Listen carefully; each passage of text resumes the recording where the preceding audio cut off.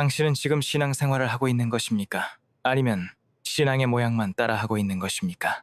천국을 향한 길에서 가장 위험한 함정 중 하나는 믿음의 본질을 잃고 형식에만 안주하는 것입니다. 이 함정이 무서운 이유는 그것이 매우 종교적으로 보이기 때문입니다.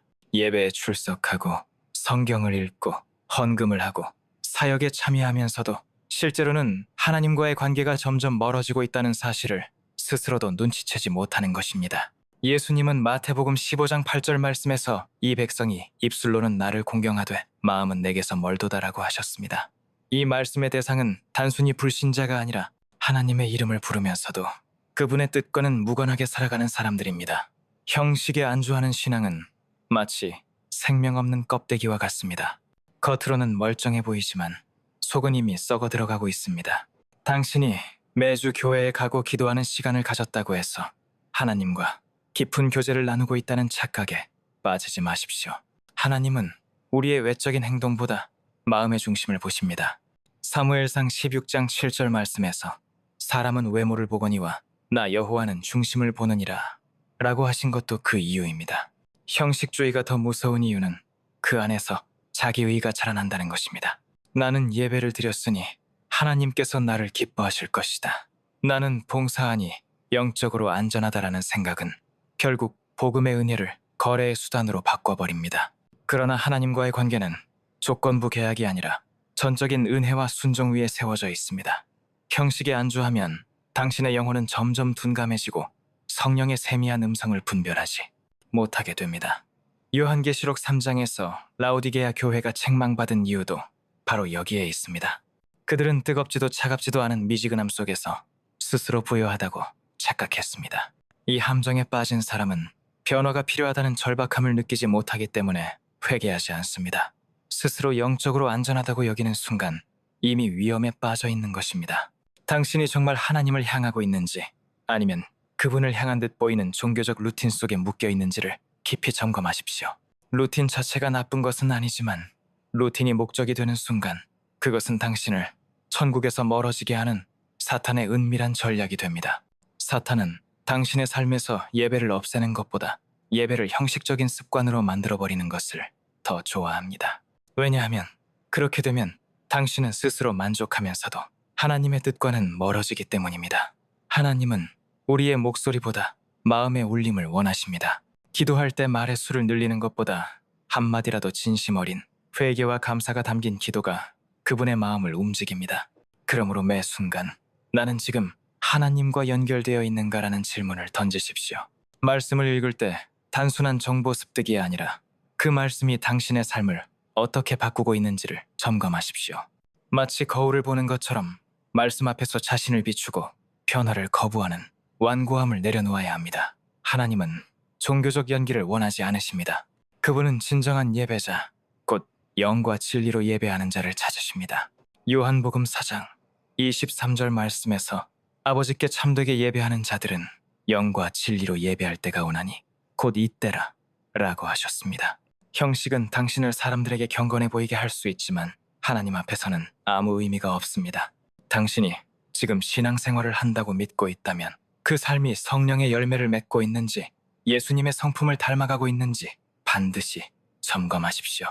그렇지 않다면 오늘이 바로 변화의 시작이 되어야 합니다. 하나님은 회개하는 자를 결코 외면하지 않으십니다. 형식의 안전지대에서 나와 믿음의 본질로 돌아가십시오.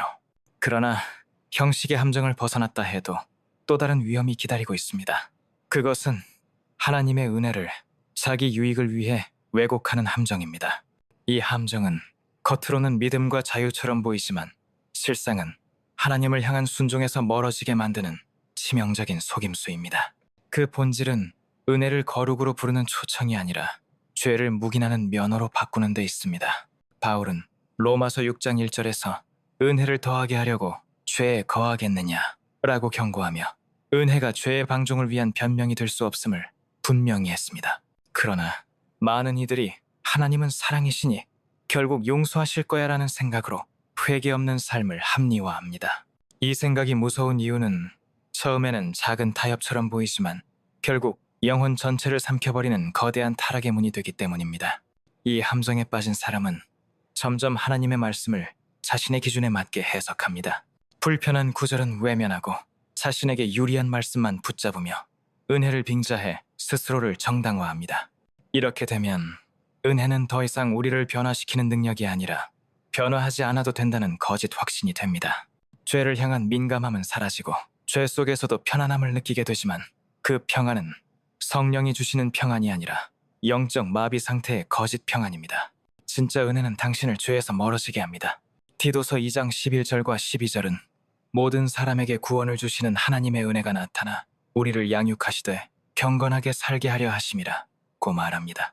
은혜는 우리를 훈련하고 세상의 욕망을 거절하게 만드는 힘입니다. 그러나 왜곡된 은혜는 이 훈련 과정을 생략하게 만들고 마치 이미 완주한 사람처럼 자신을 속이게 합니다. 겉으로는 여전히 예배를 드리고 기도하며 섬기지만 내면은 점점 하나님 중심이 아닌 자기 중심으로 기울어집니다. 하나님이 주신 축복조차도 그분의 영광이 아닌 자신의 영광을 위해 쓰이기 시작합니다. 재능은 자기 홍보의 도구로, 재물은 자기 만족의 수단으로, 직분은 섬김이 아닌 권력 행사로 변질됩니다. 예레미야 9장 23절과 24절은 지혜 있는 자는 지혜를 자랑하지 말라. 자랑하는 자는 이것으로 자랑할지니 곧 나를 아는 것이라 고 말씀합니다. 은혜를 받았다면 그 은혜는 반드시 하나님을 드러내야 합니다. 이 함정에서 벗어나려면 은혜의 목적을 바로 알아야 합니다. 은혜는 죄를 덮어주는 안전망이 아니라 죄를 이길 수 있는 능력입니다. 은혜를 받을 때마다 이 은혜가 나를 하나님께 더 가까이 가게 하는가, 아니면 나를 더 편안하게 죄에 머물게 하는가를 스스로 물어야 합니다. 받은 은혜를 나누지 않으면 은혜는 곧 부패합니다. 용서받은 자는 용서해야 하고 사랑받은 자는 사랑해야 하며 섬김을 받은 자는 섬겨야 합니다.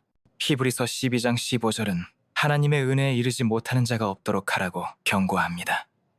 은혜를 경험했다고 해서 끝까지 그 길을 걷는다는 보장은 없습니다.